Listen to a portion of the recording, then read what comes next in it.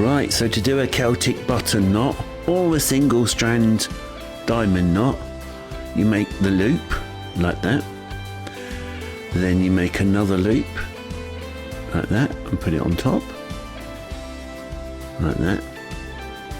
Then with your working end, it goes down one hole, up through the middle, and down that hole on the other side. Put it all the way through like that, and you should get this kind of shape, almost like a 3-leaf clover. I nearly said a 3-loaf cleaver, but there you go. And now what we do is you get your cord and poke it down through this loop here,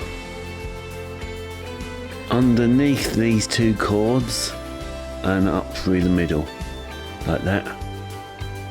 Pull it out and then begin to bring the knot together.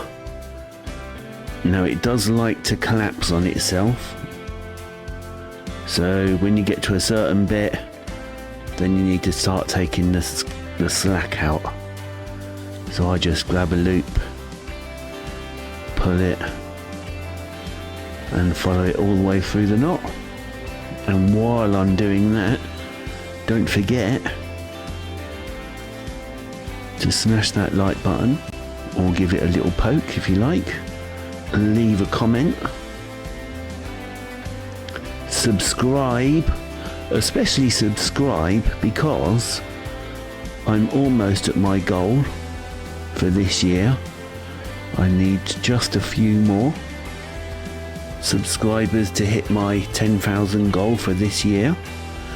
And okay, it's not the best, but there you have